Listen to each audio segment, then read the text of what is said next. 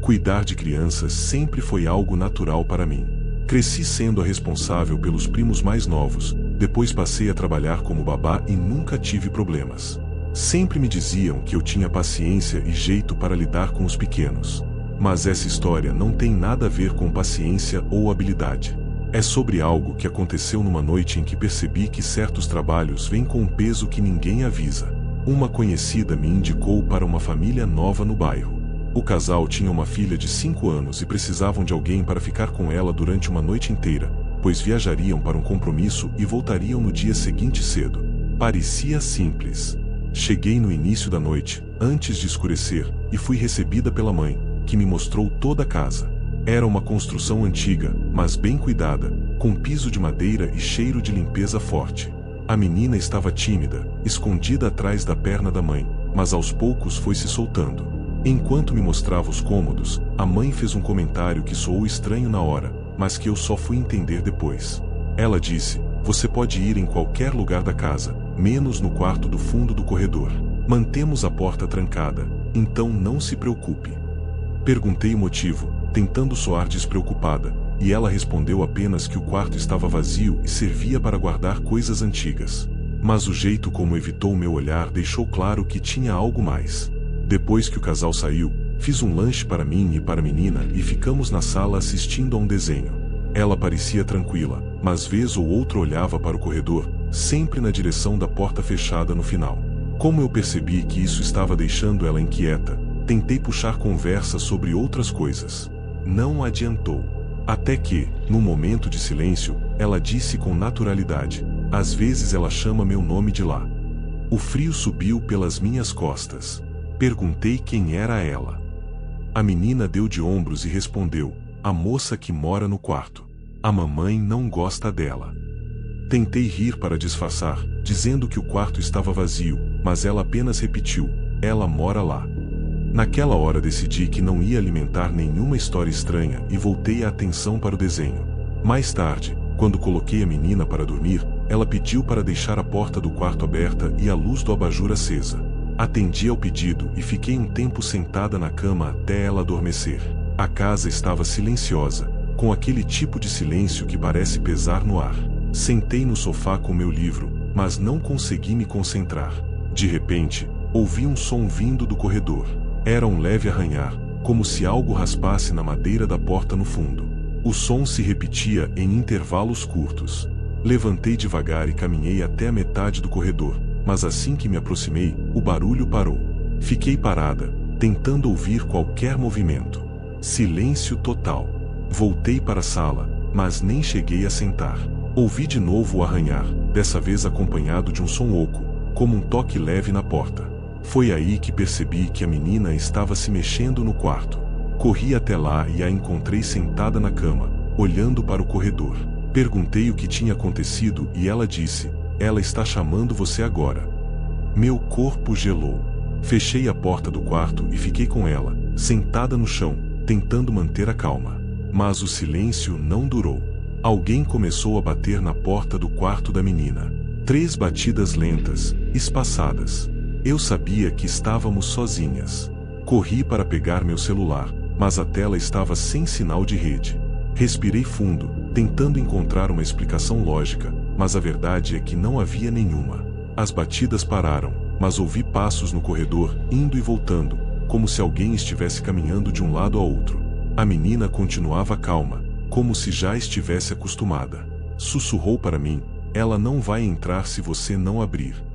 Isso me deixou ainda mais tensa, porque dava a entender que aquilo já tinha acontecido antes.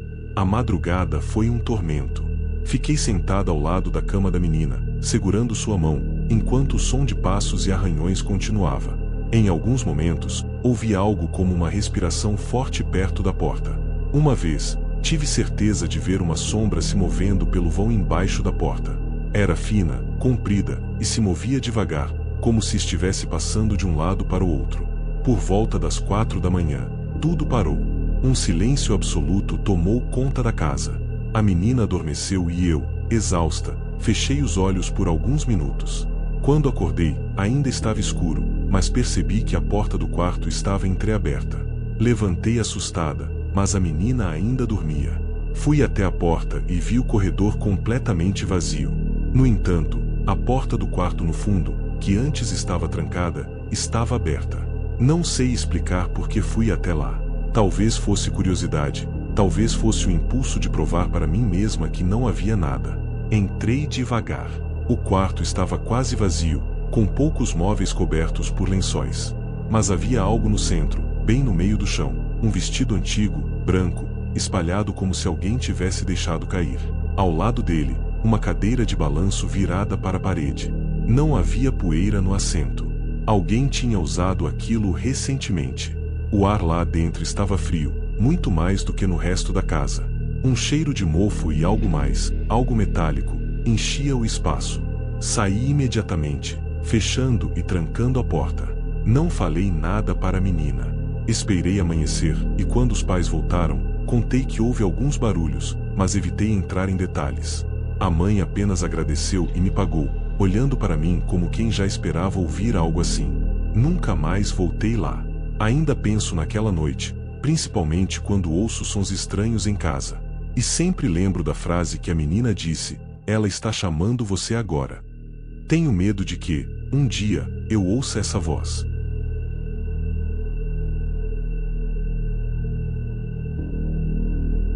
Sempre gostei de trabalhar como babá. Era um serviço que me permitia estudar durante o dia e ganhar um dinheiro extra à noite. Eu já tinha feito isso tantas vezes que sabia lidar com quase tudo: birras, choro no meio da noite, até crises de febre. Mas naquela noite, no apartamento onde fui chamada para cuidar de um menino de 3 anos, aprendi que existe um tipo de situação para a qual ninguém pode se preparar. Os pais me ligaram no começo da semana. Disseram que teriam um jantar importante e precisariam de alguém para ficar com o filho por algumas horas. O tom da conversa foi educado, mas apressado, como se estivessem tentando resolver tudo rapidamente. Aceitei o trabalho sem fazer muitas perguntas. Cheguei no horário combinado. O prédio era antigo, com paredes claras e um corredor estreito que levava até o elevador. O porteiro me cumprimentou e me deixou subir sem precisar de autorização. O apartamento ficava no 8º andar. Quando a porta se abriu, a mãe estava terminando de se arrumar e o pai já vestia o paletó. O menino brincava no chão da sala com blocos coloridos. A mãe me explicou o básico. A criança já tinha jantado, podia assistir um pouco de TV e depois precisava dormir às 9. Disse que não era para abrir a porta para ninguém e que, se precisasse de qualquer coisa, podia ligar para o celular deles. Ela repetiu isso 2 vezes, olhando diretamente para mim, como se quisesse ter certeza de que eu realmente tinha entendido. Quando eles saíram, a casa ficou silenciosa. Coloquei um desenho animado para o menino e sentei no sofá. Por um tempo, tudo foi tranquilo. Ele riu, brincou e até me mostrou alguns brinquedos favoritos. Pouco antes das 9, levei-o para o quarto, li uma história curta e esperei até que ele pegasse no sono. Foi quando voltei para a sala que o interfone tocou. O som ecoou alto no silêncio, me fazendo pular no sofá. Olhei para o relógio, 21h15. Achei estranho, porque o porteiro não costuma ligar para apartamentos a essa hora sem motivo. Atendi e ouvi uma voz masculina, grave, dizendo: "Eu preciso falar com você."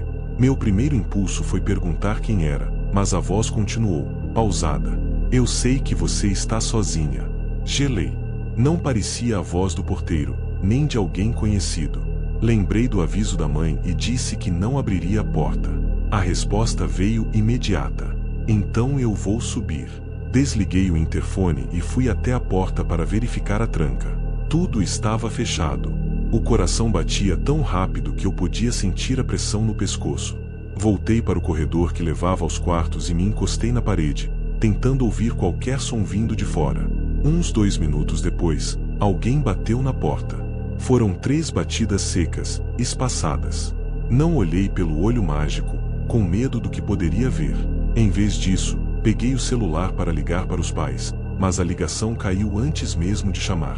Tentei ligar para o porteiro, mas o interfone estava mudo, como se tivesse sido desconectado. Foi nesse momento que ouvi passos no corredor do lado de fora. Passos lentos, arrastados, indo e voltando em frente à porta. Pensei em acordar o menino, mas não queria assustá-lo. Fiquei parada, ouvindo, até que os passos se afastaram. Achei que a pessoa tivesse ido embora, mas minutos depois o som veio de outro lugar, dessa vez, de dentro do prédio, mais precisamente da escada de incêndio, que ficava ao lado da cozinha. A porta de metal da escada rangia levemente, como se alguém estivesse abrindo e fechando devagar. O som subia, degrau por degrau, e então parou exatamente no andar do apartamento. Fui até o quarto do menino e tranquei a porta por dentro. Ele dormia profundamente, sem perceber nada. Sentei no chão, tentando controlar a respiração, quando ouvi algo ainda pior, uma batida suave na janela. O apartamento ficava no 8º andar, mas o som era real. 3 batidas, iguais às da porta. Fui até a cortina, segurando o tecido com a ponta dos dedos, mas não tive coragem de abrir. O celular voltou a ter sinal de repente. Liguei para os pais, falando baixo e tentando explicar o que estava acontecendo. Eles disseram para não abrir a porta de jeito nenhum e que já estavam a caminho. Esperei no quarto, com o ouvido colado na porta. Ouvi passos pelo corredor novamente, mas dessa vez não eram arrastados. Eram rápidos, quase correndo. Chegaram até a porta do quarto e pararam. O silêncio foi tão absoluto que eu podia ouvir o sangue pulsando nos meus ouvidos. Então, a maçaneta girou. Devagar, para baixo, até fazer o clique da trava. Depois, soltou. Não houve mais som até que os pais chegaram, cerca de 20 minutos depois. Quando abriram a porta do apartamento, eu ainda estava sentada no chão do quarto, segurando o menino no colo. O pai foi até a porta de entrada e disse que não havia ninguém no corredor. Mas, na janela do quarto, havia uma marca de mão na parte externa do vidro, como se alguém tivesse se apoiado ali para olhar para dentro. Nunca mais voltei àquele prédio.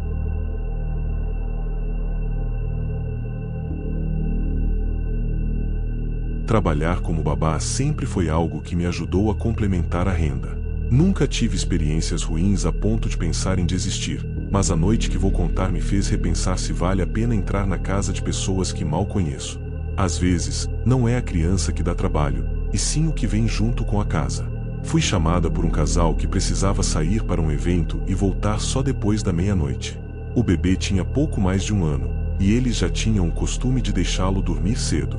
A casa era espaçosa, de 2 andares, e o quarto do bebê ficava no andar de cima. Quando cheguei, a criança já estava dormindo. A mãe me mostrou o monitor de bebê, que transmitia áudio e vídeo diretamente para a sala. Assim, eu poderia ouvir e ver qualquer movimento sem precisar subir toda hora. Ela me explicou as coisas básicas, me deixou o número do celular e saiu com o marido. Fiquei sozinha, sentada no sofá da sala, com a TV ligada no volume baixo. O monitor estava sobre a mesa de centro, mostrando a imagem do bebê dormindo tranquilamente no berço. A câmera ficava posicionada no canto do quarto, pegando boa parte do ambiente, inclusive a porta. As primeiras horas foram normais. Eu me distraía com o celular e de vez em quando olhava para o monitor. Por volta das 10h30, notei algo estranho. O bebê estava acordado, mas não chorava nem se mexia muito. Ele estava deitado de lado, olhando fixamente para a porta do quarto. Achei que fosse apenas um comportamento curioso, mas fiquei atenta. Poucos minutos depois, percebi um movimento sutil no vídeo. A porta, que estava fechada, parecia ter se mexido um pouco, como se alguém tivesse encostado de leve.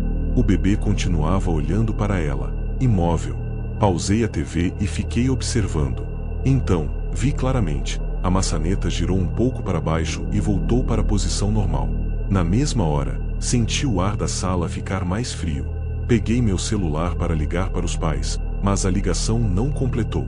Subi as escadas rapidamente, tentando encontrar alguma explicação. Quando cheguei ao quarto, a porta estava fechada como antes. Entrei e encontrei o bebê acordado, mas quieto, olhando para mim com um semblante quase aliviado. Olhei em volta, mas não havia nada fora do lugar. Voltei para a sala, tentando me convencer de que talvez eu tivesse imaginado o movimento. Cerca de meia hora depois, enquanto eu bebia um copo d'água na cozinha, ouvi pelo monitor um som que me fez gelar. Uma voz baixa, feminina, falando algo que eu não consegui entender.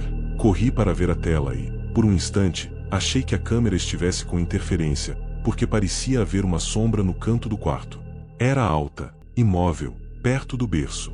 O bebê não chorava, mas agora estava sentado, olhando para cima, como se acompanhasse alguém mais alto que ele. Corri novamente para o quarto. Quando entrei, não havia ninguém. A janela estava fechada, e o bebê continuava sentado, mas agora olhava para mim como se não entendesse por que eu estava apavorada.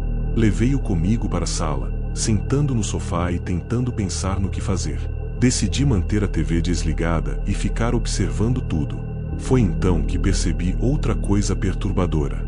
A câmera ainda transmitia o quarto, mas agora mostrava a porta completamente aberta.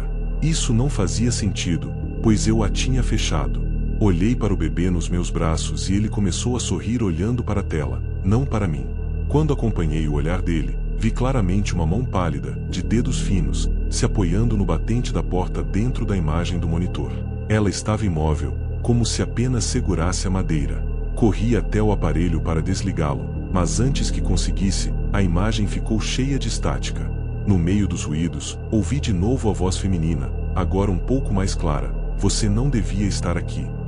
A tela apagou sozinha. O restante da noite foi um tormento. O bebê dormiu no meu colo, e eu fiquei sentada sem me mover, com o monitor desligado ao meu lado. Não quis subir de novo nem para devolver a criança ao berço. Quando o casal voltou, contei que houve um problema no monitor e que ele parou de funcionar. Eles não pareceram surpresos. A mãe apenas disse, num tom que soou mais como um aviso do que como um comentário: "Às vezes, ela aparece. Não se assuste." Saí da casa com a sensação de que a frase ainda ecoava no meu ouvido. Nunca mais aceitei trabalhos que envolvessem monitores de bebê. Até hoje, quando vejo um, lembro daquela mão pálida na porta e da voz dizendo que eu não devia estar ali. E penso que talvez, naquela noite, eu realmente tenha invadido um espaço que não era meu.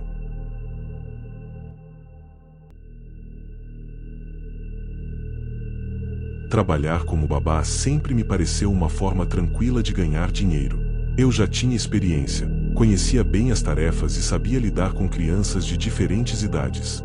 Por isso, quando uma família que me indicaram entrou em contato para pedir que eu cuidasse da filha deles por uma noite, aceitei sem pensar. A menina tinha 5 anos, e segundo a mãe, era calma e obediente. O combinado era simples: eu chegaria às 7, daria o jantar, brincaria um pouco e depois a colocaria para dormir por volta das 9. Os pais voltariam antes da meia-noite. Quando cheguei, a casa estava silenciosa e muito arrumada. A mãe me mostrou a cozinha, os brinquedos e o quarto da menina. Tudo parecia normal, mas reparei que ela evitava passar perto da porta que ficava no final do corredor do segundo andar. Era uma porta de madeira mais antiga que as outras, com pintura descascando. Não parecia ser um quarto, mas um tipo de depósito. Ela não mencionou nada sobre aquele cômodo e eu também não perguntei. Assim que os pais saíram, preparei o jantar. A menina estava tranquila, conversava pouco e parecia gostar de brincar sozinha. Ela pediu para desenhar na sala enquanto eu lavava a louça. De vez em quando, me olhava e sorria, mas sem dizer nada. Tudo correu bem até a hora de colocá-la para dormir. Subimos juntas para o quarto e ela pediu para deixar a porta entreaberta. Eu concordei. Fui para a sala e fiquei assistindo televisão, mas menos de 10 minutos depois ouvi passos no andar de cima. No começo achei que ela tinha levantado para beber água ou ir ao banheiro. Subi novamente e encontrei a porta do quarto fechada. Quando abri, ela estava deitada, coberta até o queixo, com os olhos arregalados. Perguntei se estava tudo bem. Ela respondeu baixinho que sim, mas pediu para eu ficar com ela até adormecer. Sentei na beirada da cama e, enquanto esperava que ela pegasse no sono, percebi algo estranho. O corredor estava escuro, mas dava para ouvir um som baixo, como se alguém arranhasse a madeira de uma porta. Era um ruído suave, irregular, que vinha da direção daquele cômodo no final do corredor. Fiquei imóvel, tentando entender o que poderia ser. Pensei em um animal preso, mas a casa estava fechada e não havia sinais de nada parecido. A menina, ainda acordada, olhava fixamente para mim. Perguntei se ela também ouvia e ela assentiu com um movimento rápido. Depois disse algo que fez meu corpo gelar. Não olha para lá. O arranhar parou por alguns segundos, mas logo em seguida começou um som de passos lentos no corredor. Eu conseguia ouvir perfeitamente o peso de algo tocando o chão de madeira, vindo na nossa direção. Olhei para a porta do quarto, que estava entreaberta. A penumbra do corredor escondia qualquer coisa além de 1 metro de distância. Os passos pararam bem diante do quarto, mas não havia sombra ou sinal de ninguém. Senti meu coração acelerar. Fechei a porta e tranquei. Perguntei à menina o que era aquilo. Ela se encolheu e respondeu que, quando seus pais saem, ele sobe para ver se ela está sozinha. Perguntei quem era ele e ela disse apenas: "Não deixa ele entrar." Ficamos ali, no escuro, ouvindo o som se afastar pelo corredor e depois descer as escadas. Achei que tinha acabado, mas poucos minutos depois ouvimos as escadas rangendo de novo, dessa vez com passos mais rápidos, como se alguém subisse correndo. Eu segurei a menina e nos escondemos sob as cobertas. O barulho parou bem na frente da porta, seguido de uma respiração pesada, lenta, como se alguém estivesse colado madeira, ouvindo o que acontecia dentro do quarto. Não sei quanto tempo ficamos paradas. Os sons foram diminuindo até sumirem completamente. Quando os pais voltaram, agi como se nada tivesse acontecido. Mas, enquanto a mãe colocava a bolsa na mesa, percebi que a porta do depósito no final do corredor estava aberta, revelando um interior totalmente escuro. E eu tinha certeza de que, quando cheguei, ela estava fechada. Nunca mais aceitei trabalhar naquela casa.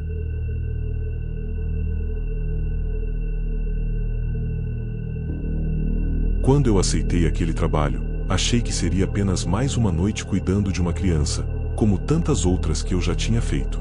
Eu já trabalhava como babá havia anos, e me orgulhava de nunca ter desistido de um serviço. Mas aquela noite provou que existe um limite para tudo. E que, às vezes, ele não é imposto pela gente. Era uma casa isolada, no final de uma rua estreita, cercada por árvores altas que bloqueavam a luz dos postes. Quando o portão se abriu, vi a casa pela primeira vez. 2 andares, pintura antiga e sem nenhuma janela visível na fachada. Isso me causou um incômodo imediato. Pensei que talvez as janelas estivessem viradas apenas para o quintal, mas a impressão de que era um lugar cego, que não deixava nada entrar ou sair, ficou gravada. O casal me recebeu com pressa, como se estivessem atrasados para algo importante. Disseram que voltariam tarde e que a única regra era manter todas as portas internas trancadas, com exceção da sala e do quarto da criança. Quando perguntei o motivo, trocaram olhares rápidos e responderam que era por segurança. Não insistiram e eu também não quis parecer inconveniente. A criança, um menino de uns 7 anos, parecia calma demais. Sentado no sofá, assistia a um programa na televisão sem piscar muito. Cumprimentou-me com um aceno lento, quase mecânico. Senti algo estranho no jeito dele, como se não estivesse realmente prestando atenção em mim, mas em algo que estava atrás de mim. Cheguei a virar a cabeça para conferir, mas não havia nada lá. O casal se despediu e a casa ficou em silêncio. Liguei a TV para criar um pouco de ruído, já que o silêncio era opressor. O menino permaneceu no sofá, sem falar. Perguntei se ele queria brincar, comer algo ou ouvir uma história. Ele balançou a cabeça para o lado, num gesto estranho, e disse que não podia se afastar muito da sala. Perguntei por quê, mas ele apenas repetiu, num tom mais baixo, que não podia. Por volta das 9 da noite, ele pediu para ir ao banheiro. Como não conhecia a casa, precisei acompanhar. O corredor era estreito e iluminado por lâmpadas fracas, que piscavam ocasionalmente. Ao passarmos por uma porta fechada, o menino parou e fixou o olhar nela. Seus ombros ficaram tensos e os lábios se apertaram. Tentei apressá-lo, mas ele sussurrou: "Ela tá aí dentro." Perguntei quem, mas ele se limitou a abaixar a cabeça e seguir. Quando voltamos à sala, percebi algo que me fez gelar. A porta que antes estava fechada no corredor agora tinha uma fresta. Eu não lembrava de tê-la visto assim. Tranquei-a imediatamente, sentindo um arrepio subir pela nuca. Pouco depois, o menino começou a cochilar no sofá. Eu já pensava em colocá-lo na cama, quando ouvi um som vindo do andar de cima. Era como passos arrastados, lentos, pesados. O problema é que o casal havia dito que o segundo andar estava interditado e que não havia ninguém lá. Fiquei parada, tentando convencer a mim mesma de que talvez fosse o vento mexendo alguma coisa. Mas os passos continuaram, cruzando o teto sobre nós, indo e voltando, até pararem bem acima da sala. De repente, o menino abriu os olhos e disse, com uma calma perturbadora: "Ela tá descendo." Antes que eu perguntasse o que ele queria dizer, ouvi o primeiro estalo da escada. A madeira cedeu sob o peso de algo invisível. Cada passo soava mais perto. Corri até a porta da frente, mas estava trancada com uma chave que não encontrei em lugar nenhum. Tentei ligar para o casal, mas o celular não tinha sinal. Os passos chegaram ao térreo. E então, silêncio. A tensão foi quebrada por um som vindo da cozinha, o barulho de gavetas sendo abertas e fechadas com força. Peguei o menino pela mão e o levei para o quarto dele. Tranquei a porta. Ele se sentou na cama e começou a recitar algo baixinho, como se fosse uma oração. Mas as palavras não eram familiares. Não era uma língua que eu conhecia. Enquanto isso, a maçaneta começou a se mexer. Primeiro devagar, depois com força. Algo tentava entrar. A porta tremeu sob o impacto de batidas pesadas. O menino continuava recitando. Eu me afastei para o canto do quarto, sentindo meu corpo inteiro tremer. As batidas pararam de repente. E então veio o som mais aterrorizante, uma respiração profunda, pesada, colada à porta, como se aquilo estivesse apenas ouvindo. Ficou assim por alguns minutos até se afastar.